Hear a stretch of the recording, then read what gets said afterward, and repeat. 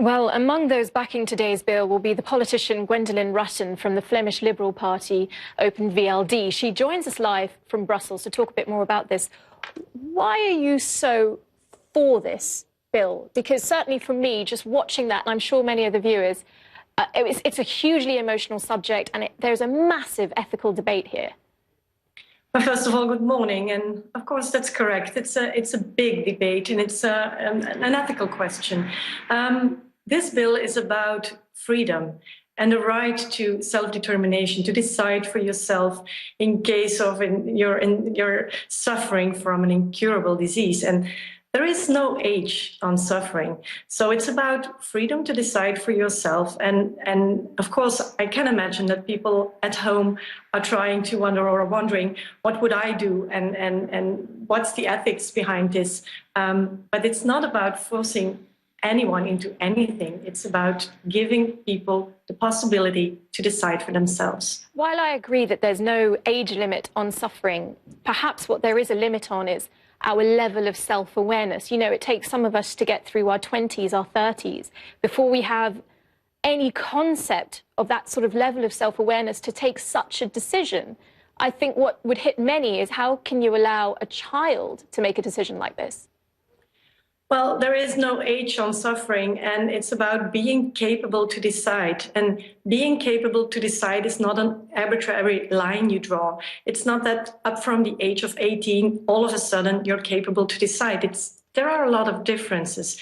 You can have, for example, a 20-year-old adult who is not capable to decide.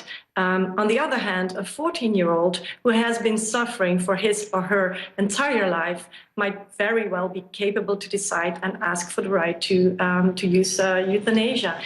It's always the individual who decides, even if it's a minor. And if we were to draw a line, for example, 16-year or 14, that would be arbitrary. We decided that it's better to leave it up to the person itself, to the medical team, to the persons, to the parents, to decide whether or not they're capable to decide. In that much pain, going through that much suffering, are we in a place where we have sound judgment? Well, it's difficult. It's difficult to talk about that if you don't experience it yourself. We have been hearing the professionals. We have been listening to people who have been experiencing it, and they say that there is a huge difference if you're suffering from an incurable disease for all your life, that you're tremendously suffering, that you're perhaps more of an adult than some of us are. Just finally, I very quickly wanted to ask you. You know, we've talked about the ethical debate. I'm sure religious groups have weighed in heavily on this, but those who believe that we shouldn't play God, what do you say to them? Well, first of all, I respect each and everyone's opinion, and that's what this bill is about. It's about freedom and decide for yourself. And I respect people who believe in a God and who do not want to make use of this law, but you should also respect the rights of people, of families who want this tremendous suffering to end. And that's a decision each and every individual should be able to make for his or herself.